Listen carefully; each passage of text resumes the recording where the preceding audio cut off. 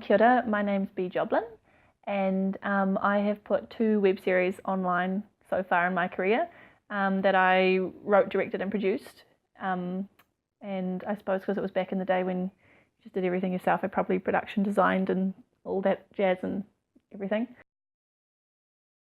Yeah, it's taken me a long time to develop a love for the medium itself and be like, oh, that's a nice camera, oh, that's a nice angle, oh, that's a nice frame, and really learn to appreciate that stuff. So at first it was like, let's just get our opinions out there, mainly my comedy out there as a vehicle for political views. That's how it all started. And let's like grab a camera and film what we can, kind of thing. And actually appreciating the artistry of film has taken me a little while longer to develop. I've just used YouTube, mainly because I feel like Vimeo is not as widely known and used, like, because I'm actually a little bit of a film philistine. I wasn't really very familiar with Vimeo. Like, I'm not familiar with Vimeo outside of my film career. So I feel like so there's something depressing about like only film people will see stuff on Vimeo, whereas I want to be working for a wider audience. So that's why I like YouTube. Everybody knows it, everybody can use it. I have previously just been really like hard-headed, even like in the way I write and then in the way I shoot, really like, this isn't the way anyone else does it, and everyone would tell me that it's probably the wrong way, but I just want to explore it, you know. And so like, I'm never thinking about who's going to watch this and are they going to like it. I'm always just thinking about like, let's just experiment with something, which is again an immaturity professionally.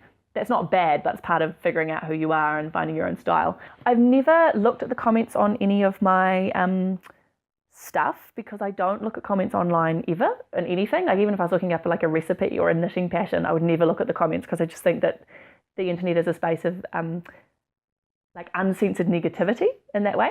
But in person, I've had experiences with one segment of the show, my first show. Someone was like, and they came up to me at a party and they were like, I've wanted to talk to you about this for years. I think that was really offensive. I think you handled that situation really badly, blah, blah, blah, blah, blah, blah, blah, blah, blah, which was really good, because I think with art, you're being brave and you're taking a risk and you're talking about something, and it's always going to be wrong for someone and it's always going to be right for someone. So you can't let that censor you, but you can figure out the wisest, least harmful way to put stuff out there. And then you can also just say sorry. I've always been really like not interested in getting funding from like mainstream bodies, not interested in trying to get anybody to pick anything up. Like, I've always been very much like, we're doing it ourselves, we're doing what we want. Especially because my first show was called CNT Live, and it was a feminist breakfast show. And it was incredibly what you would call offensive in a mainstream context. So I knew that no one would take it anyway. So I was enjoying the freedom that the internet gave me in that respect. So firstly, that there's a freedom in terms of your content, in terms of if you have politically alternative ideas or socially alternative ideas, or you're trying to be radical in some way or challenge things, it's a lot easier to just do it online, because you don't need anybody's approval and permission. But also in terms of the kind of content that's being valued, just female stories or queer stories, which I'm really interested in, anything that isn't a straight white cis male experience. I think you could wait around for a long time to have, you know, a funder or a broadcaster decide that that was worth talking about.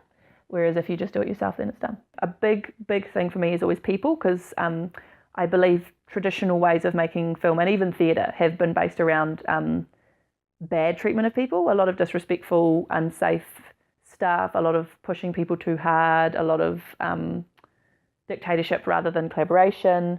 So I always come from a process before product place, and I always come from a perspective of how can I make this as empowering and enjoyable for the people in it as possible. I think clear communication, checking in with people all the time, especially because actors are putting themselves in a very vulnerable space, and people don't actually realise you're so energetically vulnerable when you're in that space. Stuff that wouldn't normally affect you does. So best practice is always like very loving surrounding them. Very respectful of the crew, trying to create a whānau collaborative environment, trying to create a sense of whānau between cast and crew so there's no divide. Trying to bring in other people's ideas, like not be tied to a creative vision in the sense that you're going to create like a socially or emotionally negative situation because you're like going after that one thing. It's like, if this doesn't feel like the right thing for the room, then it's obviously not the right thing for the story, and I can actually go with what these people need and want rather than what's in my head, because what's in my head is not always the wisest thing. I know someone said to me about my first web series, and it was like really rang true, that the couch is your friend and the computer is not. So like when someone's watching TV, it's because they're bored and tired generally, and they'll watch, even if something's shit, they'll watch it just to have it there. Whereas when you're using a computer and using the internet, if you're not engaged like that, you're going to click away because you could click onto anything else. So I think that's a challenge of web series that we would have to acknowledge. But then I think the way people consume TV these days is also online.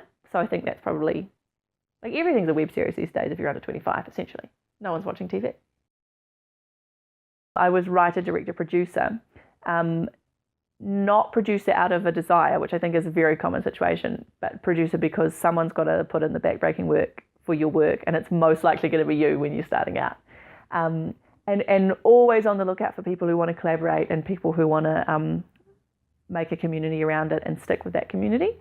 And so I've been very lucky to work with a lot of amazing people in a lot of different capacities across my short career so far, and keep connected with a few of them, which is really cool.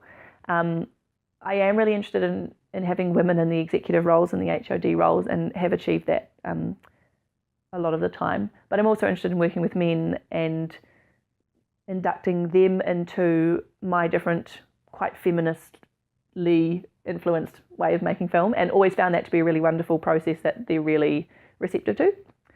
And I think the team that builds around something, even if you're in a writer, director, producer role, it's still not your work. It's still the work of the team, and the community owns the baby. The community made the baby.